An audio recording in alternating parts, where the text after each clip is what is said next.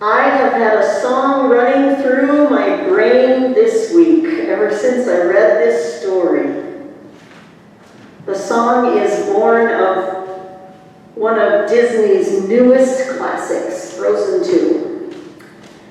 And in that song, I recognize Abram's story as well. A tough one for many of us, but it is a timeless story. One that we're still wrestling with today. It's a story that at some spot in the depth of our being fills us with dread and with fear. And yet many of us also recognize within us a certain longing, maybe even a calling to step outside of our comfort zone and risk everything for something we can't even quite put our finger on. At 75 years old, Abram is gathering up everything that he has and only his closest relatives, leaving everything else behind and taking off, as the song says, into the unknown. For those who haven't had the opportunity to see Frozen 2, a brief setup. Elsa and her sister Anna are queen and princess of a Nordic sovereignty. But Elsa starts to hear this voice in the night, calling her to an unknown task that will take her further away from her life and from her duties as queen. So as I'm reading Abram's story this week, I'm imagining a conversation between Abram and God that is very similar to Elsa's conversation with the voice in the night. Hers goes something like this: I can hear you, but I won't. Some look for trouble while others don't. There's 1,000 reasons I should go about my day and ignore your whispers, which I wish would go away. You're not a voice, you're just a ringing in my ear. And if I heard you, which I don't, I'm spoken for, I fear. Everyone I've ever loved is here within these walls. I'm sorry, secret Siren, but I'm blocking out your calls. At 75 years old, how many times do you think Abram had heard God's voice before and simply blocked it out? Do you wonder if there had been other opportunities placed before him and he simply said, no, I'm not ready to go there? I know that as I have entered this decade in which many people retire, I'm ready to hunker down, settle in, get comfortable. The last thing I would want to do is pick up everything that I own and set off on an errand for God. And yet, that's where we find Abram.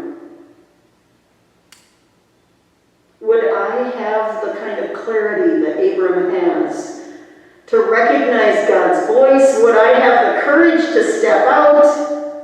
I think I relate more to the part of Elsa's song where she says, I've had my adventure, I don't need something new. I'm afraid of what I'm risking if I follow you into the unknown. But that's the thing about these stories of our ancestors. They call to us because we all have moments when we share these struggles with the decisions that are placed before us. Should I marry? And is this the one? Should I move across country for that job that I've been offered, or should I stay where I am? Is this the right time to start raising children? And at the other end of our life, what on earth will I do with myself if I retire now. Life changes are a part of this human existence, and as frightening as they sometimes are, we just cannot avoid making a decision, because as life goes rolling forward, not to decide is in fact its own decision. It comes with all the repercussions and the blessings of a conscious choice. These stories are our stories. They take us right to the brink of our lives, to all of those turning points, and we recognize ourselves. They become epic stories because these folk take the risk.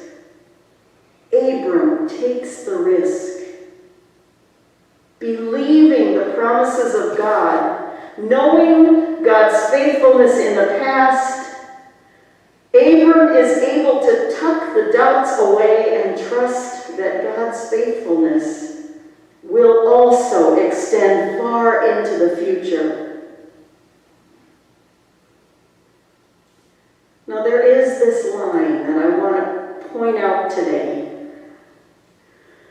Like the story of Noah, we tend to read this story in the first person, as if it's a two-person conversation and it's only about God and Abraham, or Abram. This is about Abram, the one who will eventually change his name to Abraham, and about Sarai, who will become Sarah. Once in a while we remember that Lot is also a part of this story. But mostly, we read this as a one-on-one relationship between God and Abram. And in reading it that way, we think of our own one-on-one relationship between God and ourselves. If Abram is faithful to God's calling, if he will step out into the unknown, then Abram will be blessed. Abram's offspring will be as numerous as the stars in the heavens or as the sands on the seashore. Abram's line will one day be given the land of the Canaanites. That's the way we usually tell the story. Direct rewards to Abram and Abram's family for his faithfulness.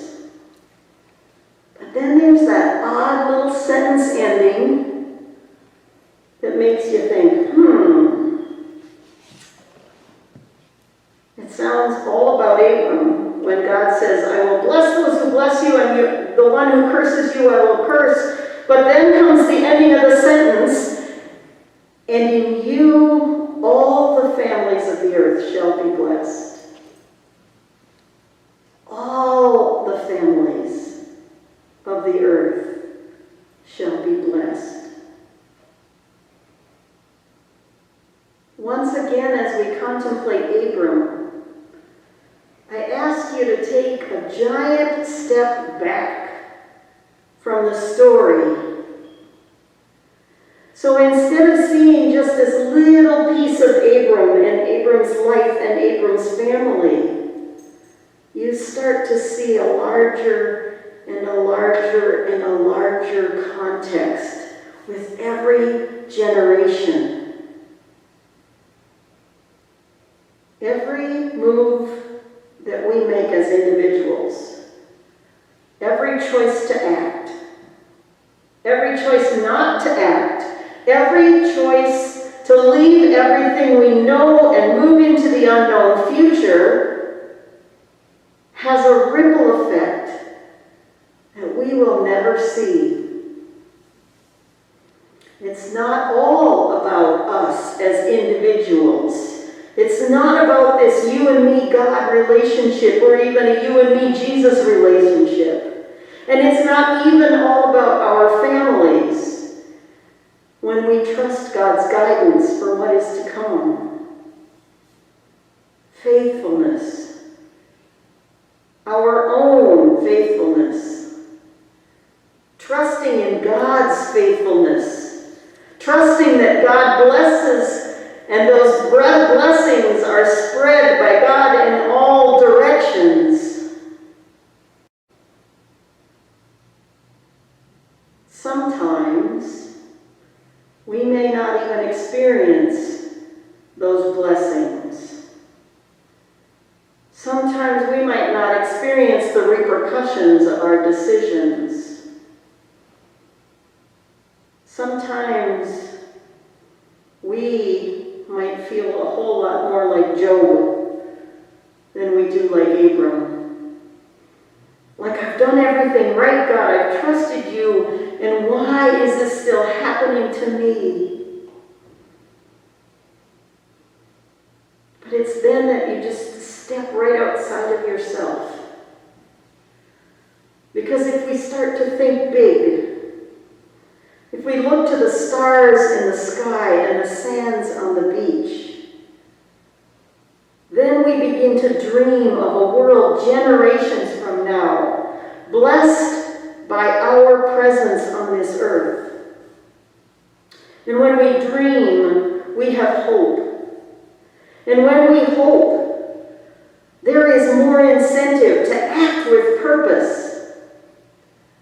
And when we trust that God's got all of this under control, there is absolutely no limit